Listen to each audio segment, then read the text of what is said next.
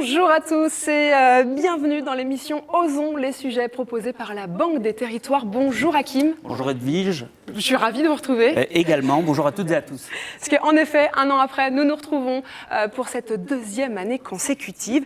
Alors comme la saison précédente, nous allons oser parler franchement et oser vous donner des réponses claires.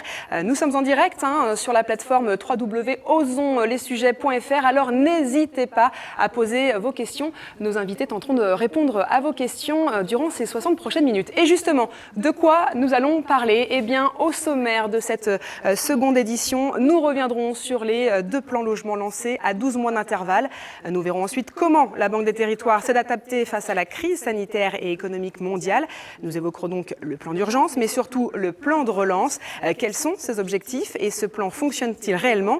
Eh bien, nos invités y répondront. Et face à la crise, nous verrons ensuite si les fondamentaux du secteur sont assez solides pour faire face dans cette relance. Et puis enfin, nous nous pencherons sur le sur-mesure. C'est l'objectif de la Banque des Territoires. Oui, mais comment envisage-t-elle cette mise en place ? Est-ce un coup de com' ou la réalité ? Eh bien, vous le verrez et surtout, vous l'entendrez avec le retour très concret de certains clients. Voilà donc, et puis pour parler de tous ces nombreux sujets, eh bien, nos invités vont nous rejoindre tout au long de l'émission. Hakim Lalou, durant cette émission, vous aurez 2 casquettes. Vous serez d'abord à mes côtés, bien sûr, pour poser des questions, et puis vous apporterez votre regard d'expert, puisque rappelons que vous êtes responsable des objectifs stratégiques. Et puis, à nos côtés, Marianne Laurent. Bonjour Marianne. Bonjour Edwige, bonjour Hakim. Alors vous êtes donc la directrice, on le rappelle, des prêts de la Banque des Territoires. Alors Marianne, une année s'est écoulée, on ne peut évidemment pas passer sous silence cette fameuse crise sanitaire. Alors qu'est-ce qui a changé pour vous Marianne ? Depuis un an, beaucoup de choses ont changé. On a d'abord travaillé avant la crise, puisqu'on avait signé l'année dernière, on en avait parlé lors de l'émission, la clause de revoyure avec le monde du logement social et le gouvernement.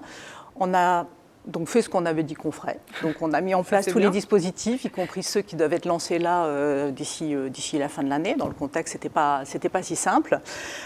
Pendant la crise, on a vraiment lancé des mesures d'urgence, des moratoires de prêts, un plan tourisme commun entre la Banque de Territoire et la BPI. On a également lancé des fonds Covid, nos directions régionales, que je salue ici, notamment pour celles qui ont réuni leurs clients, ont lancé des fonds Covid résistance pour soutenir les TPE.